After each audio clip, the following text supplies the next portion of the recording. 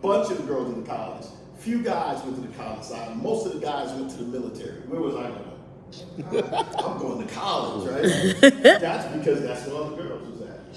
And I go up there, and I'm there. This is a true story. I go up there, and I'm like, yeah, I want to go to college. They pulled my name up. They're like, you want to go where? It's like, yeah, Mr. Driffin, your score is a 650. Your test score, yeah, I know. I was just playing. I could do the work.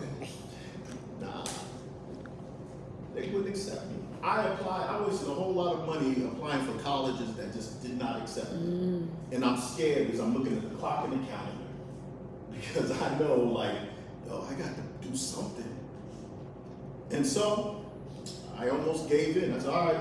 I didn't want to go to the military because I was young and crazy and wild, and I didn't want anybody telling me what to do. That's like prison to me. I don't want to go to jail either, right? But I had to do something.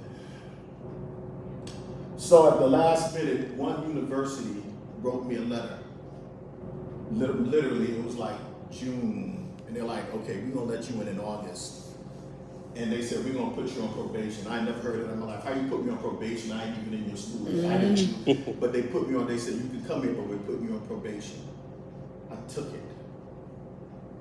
I did it. It was hard. It was oppressively hard. It was grueling.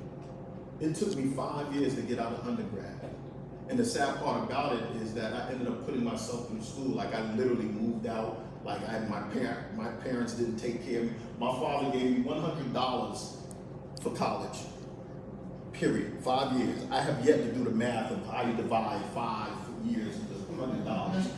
But that's what he gave me. And me and Mom, we had the worst relationship ever, and I moved out, and I didn't have anything to do with my father. My mother I kept in touch with. But I had to put myself through school. $25 a year. Bro, that's pennies. It didn't work. Didn't work. Stop. And it was hard. And then I ended up having to work. I worked 30-something hours a week in a restaurant. I was a room service waiter. Correct. Did that every day going to school. It killed me. It killed me. It was hard. I wanted to quit. I wanted to stop.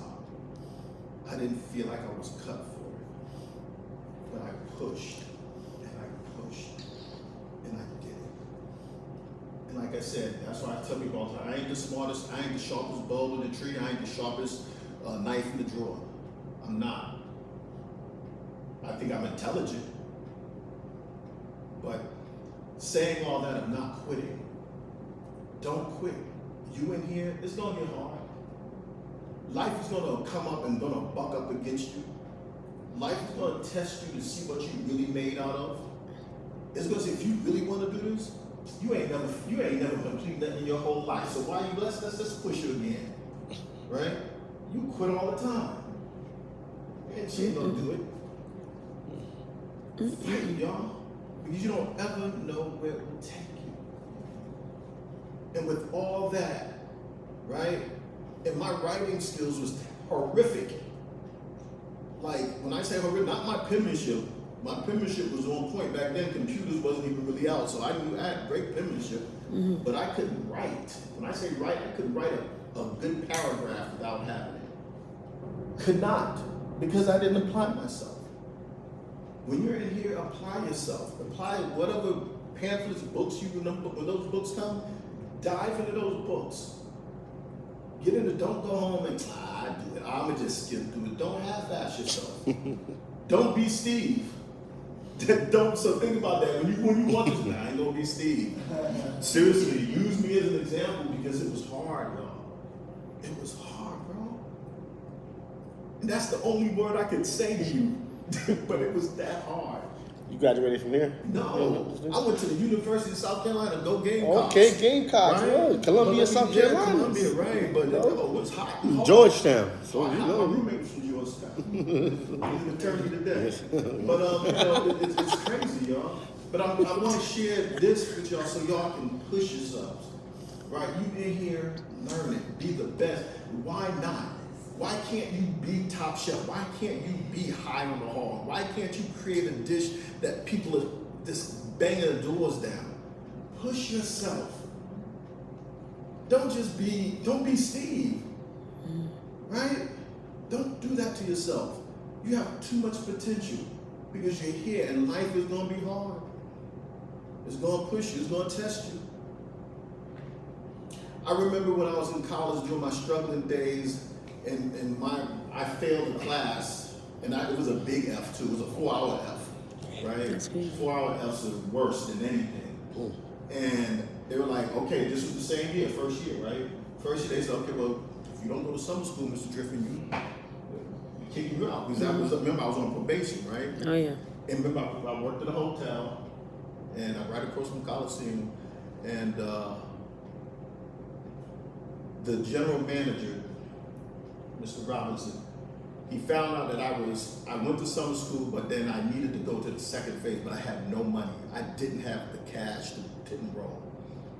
He watched me, he saw how I worked, he saw my work ethics at work. He saw what kind of person I was at the end of the day. I think I was an okay guy, right? And I never forget, he called me in his office and he said, I understand you're struggling, you need something. I said, yeah. I said, looks like I'm gonna have to, this is it. I had no way out. This man opened the vault up to the Holiday Inn Hotel and pulled out a stack and handed it to me. And he said, go pay for your class. And he said, and I looked at him and he said, and I know you'll pay me back. Wow. I ran because it was like the last day I had to roll. I literally took that knock roll and ran to the bursar's office and signed up for class. Thank you, And I God. paid him back. I worked. Right in time. Worked it all off. But what you do here, I'm drawing connections, parallel world, right? What you do here, people watch your work ethics. This, when I say this, when we say, you probably heard it, I think, did they meet Eric yet? When they say this is a place, an opportunity where everybody can be great, it is so true. It is so true. It's an opportunity. So people that walk through this door, don't discount it. It's like you said, brother. It's like, yo, speak to people. You don't ever know who you're speaking to. You don't ever know the person that you speak to or not can actually have the answer to the thing that you need or want. It's like that. Life is really like that. And I'm only telling you because I lived it. And remember what I said? I ain't nobody special. I'm just Steve. Just been sharing my opportunities and the things that opened for me because I just didn't quit. Yeah. Don't ever quit. Don't ever quit, y'all. Just don't do it.